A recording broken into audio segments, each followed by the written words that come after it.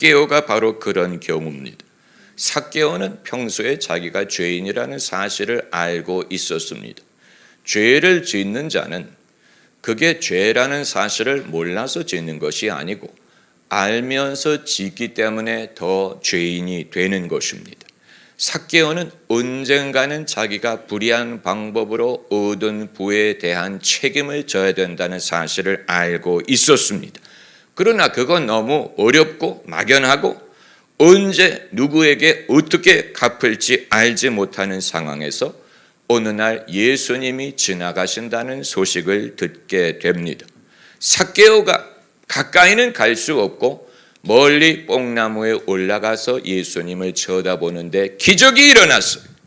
예수님이 삭개오를 쳐다보시고 부르신 것입니다. 삭개오야, 오늘 내가 너의 집에 유하여야 되겠다. 기적이 일어난 것입니다. 예수님이 찾아오셨다는 말은 회개할 때가 찾아왔다는 뜻입니다. 이 방법으로 주님이 나를 만나 주시는구나. 그래서 식사하는 자리에서 삭개오가 일어나 주여, 내가 내 소유의 절반을 가난한 자들에게 나눠주고 만일 너희를 토색한 일이 있으면 4배나 갚겠나이다. 성경에 이처럼 화끈하게 회개한 사람이 없어요. 예수님도 놀라셔서 오늘 구원이 이 집에 임하였도다. 그도 하나님의 자손이다 라고 선포하신 것입니다. 회개할 기회가 왔을 때 회개했더니 구원이 찾아온 것입니다.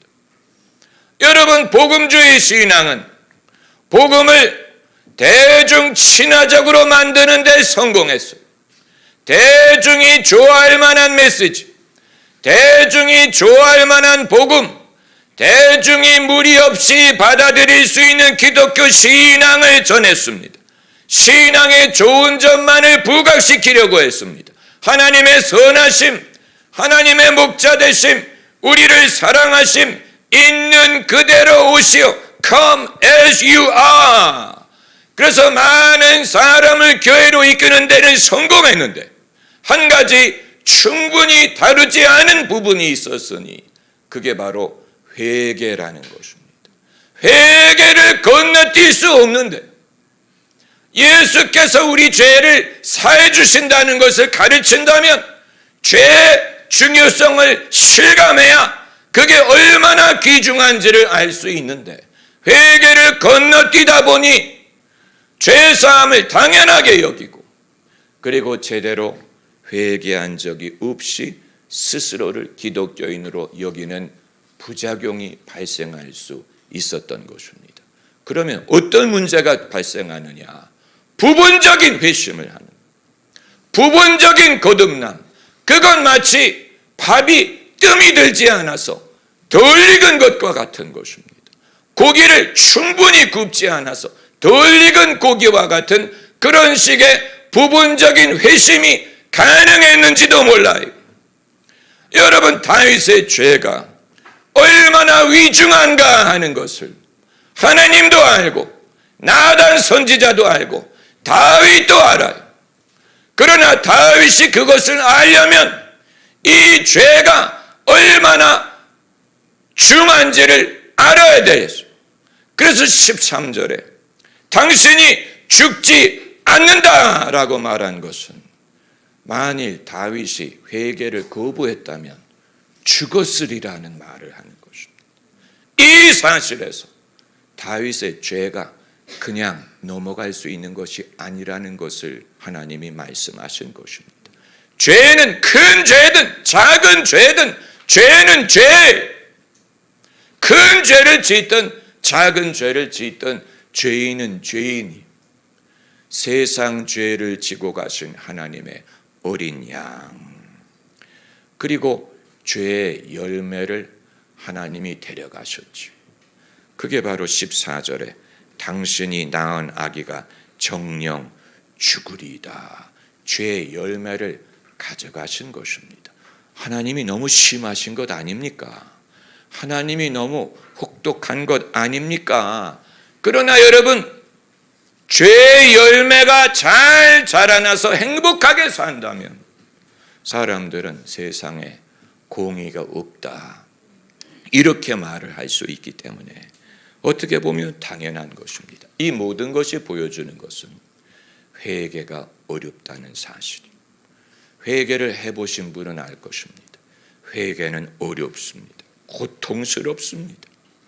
그리고 사람은 할 수만 있다면 회개를 연기하려고 합니다. 마치 세금 내는 것을 연기하는 것처럼, 군복무를 연기하는 것처럼 연기하려고 합니다. 그러나 다윗은 회개를 연기할 수 없고 선지자를 통해 직면하게 하셨어요. 나단이 그 사람이 당신입니다 라고 말할 때 다윗은 심장이 멎는 것 같았을 것입니다. 심장이 정말로 멎을 수 있습니다. 얼마나 큰 충격이요 두려움이었을까.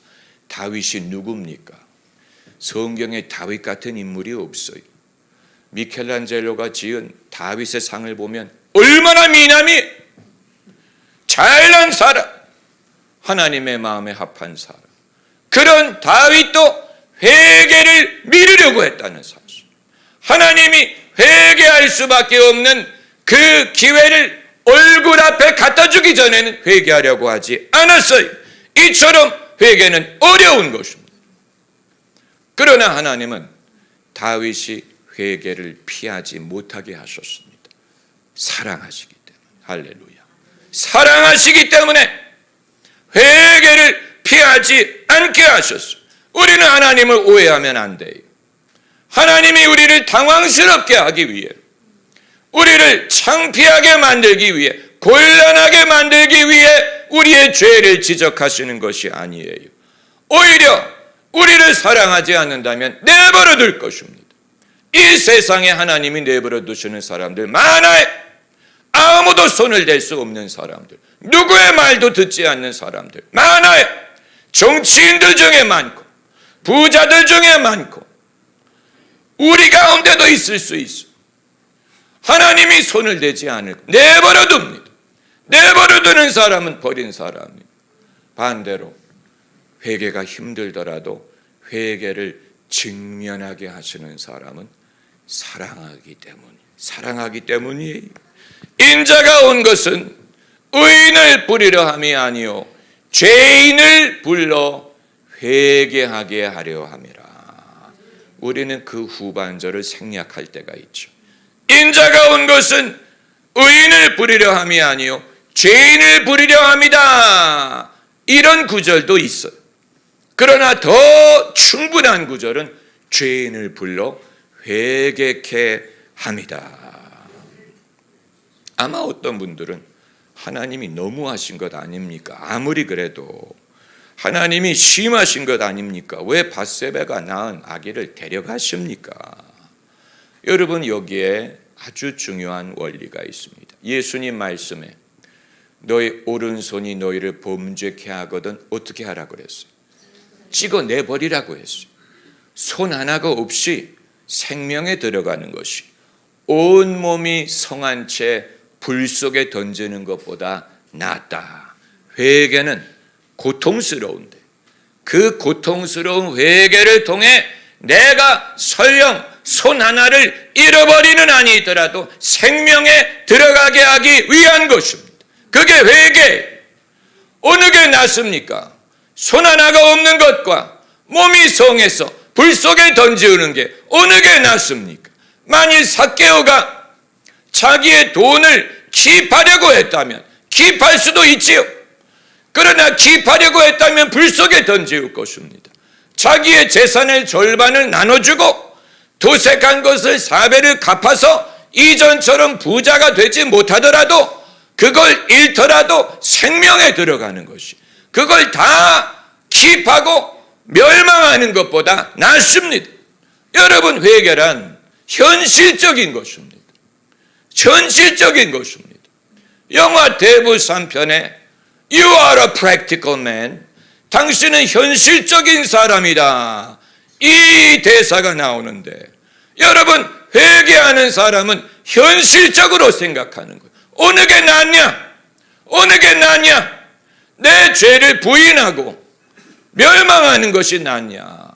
고통스럽더라도 당분간 창피하더라도 죄를 인정하고 회개하고 그리고 용서받고 생명에 들어가는 것과 어느 것이 낫습니까?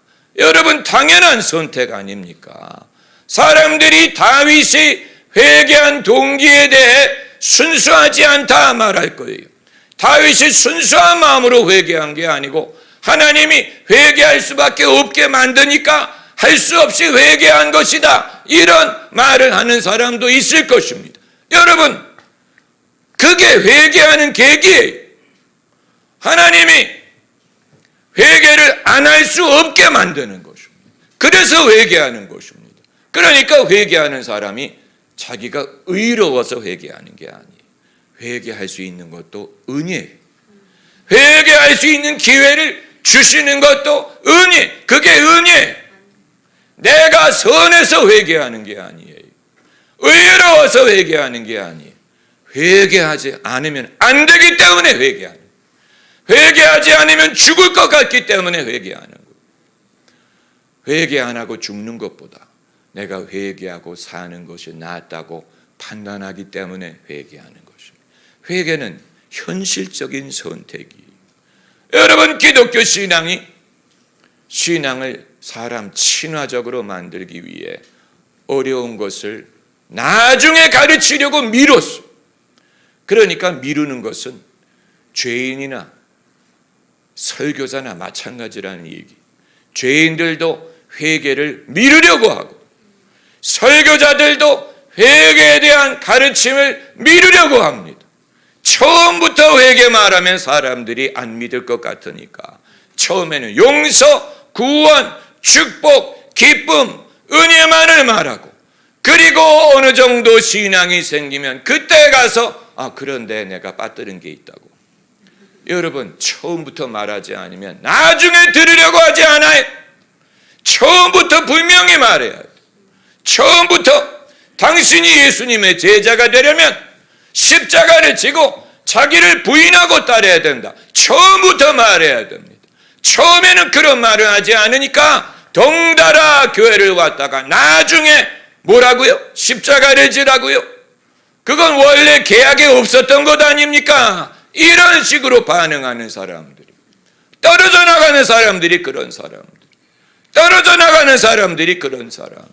애초부터 예수 믿는 게 어떤 건지를 다 모르고 시작한 것입니다. 떨어져 나가는 사람들이 그런 사람, 시험에 드는 사람들이 그런 사람. 애초부터 진리를 다 알고 시작하지 않고 부분적으로 알고 부분적으로 듣고 부분적으로 회심한 것입니다. 부분적인 회심, 불완전한 회심. 여러분, 회개를 건너뛸 수 없이 회개는 힘든 것입니다. 예수님 말씀에 애통하는 자가 복이 있다. 그냥 정상적인 사고로 읽으면 그게 왜 복이야? 나는 애통하고 싶지 않은데 누가 애통할까?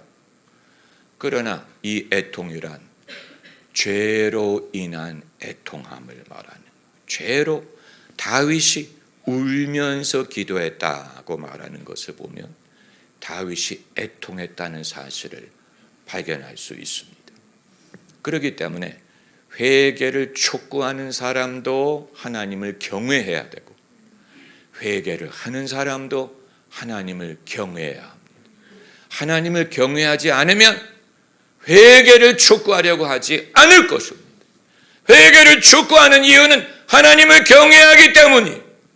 내가 하나님, 거룩하신 하나님을 경외하기 때문에 이 부분을 건너뛸 수 없는. 여러분, 왜 성령 받기가 힘들어요?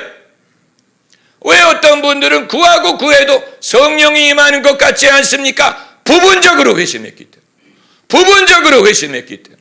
여러분이 스스로를 돌아봐야 돼요. 나는 진짜 회심했느냐? 나는 진짜 거듭났느냐? 진짜 성령으로 거듭났느냐? 나는 회개했느냐? 회심했느냐? 안 했을 가능성이 있어요. 그렇기 때문에 아무리 기도해도 성령이 안 임하는 거예요. 당연하죠. 성령으로 거듭나지 않았는데, 하나님의 자녀가 되지 않았는데 어떻게 성령이 임합니까? 이유가 내 자신에게 있어요. 여러분 자신에게 있어요. 돌아봐야 됩니다. 왜 목사님 나 성령 받으라고 기도해 주세요. 왜 성령이 안 임해요? 왜 성령 받기가 어려워요? 거듭나지 않았기 때문에, 아직 구원받지 못한 거예요. 그 안에 하나님이 계시지 않은 것입니다. 제가 성도들을 위해 기도할 때 그걸 느낍니다. 거듭난 사람, 은혜를 받을 준비가 된 사람은 뜨거워. 하나님의 임재가 느껴집니다. 그런데 그렇지 않은 사람은 돌덩이처럼 차갑습니다. 그게 느껴집니다. 차가움이 느껴집니다. 영혼의 차가움, 아무런 감동이 없어요. 아무런 감동이 느껴지지 않아요. 하나님의 임재가 느껴지지 않아요.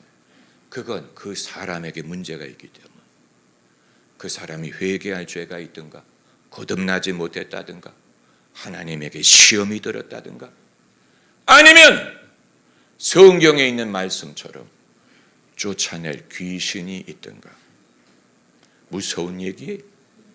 무서운 얘기예요.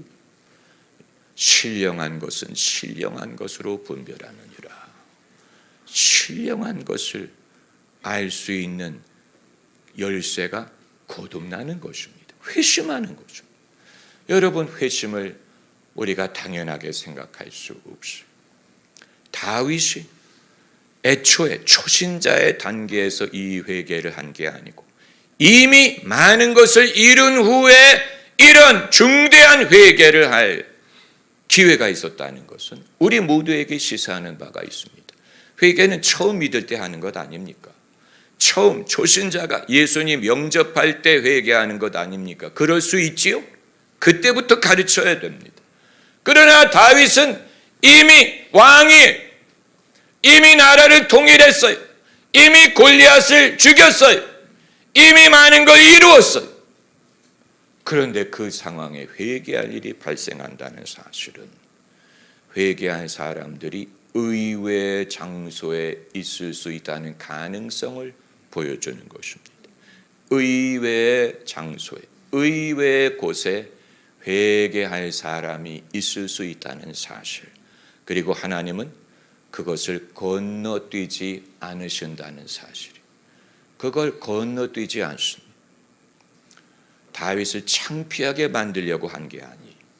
곤란하게 만들기 위한 게 아닙니다. 사랑하시기 때문에. 할렐루야. 사랑하는 자를 징계한다고 했어요. 사랑하는 자를 하나님이 손을 보십니다.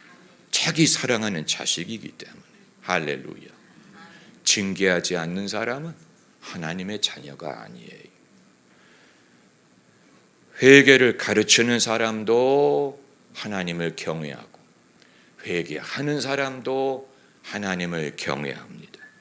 그리고 진짜 회개는 짧아요. 다윗이 한마디 했어요. 내가 여호와께 범죄하였습니다. 진짜 회개는 짧아요. 긴 말이 필요 없지. 잘못했습니다라는 말. 잘못했습니다. 뉘우칩니다. 안 하겠습니다. 그게 진짜 회개. 할렐루야. 그리고 그 회개를 하나님이 받으십니다. 다윗이 회개하자마자 나단이 말하기를 네가 죽지 않으리라. 하나님이 너의 죄를 사하셨느니라. 얼마나 빨리 용서하십니까? 할렐루야. 얼마나 빨리 용서하세요. 얼마나 빨리 약속하십니까? 하나님의 참모습을 여기에서 발견하는 것입니다. 할렐루야.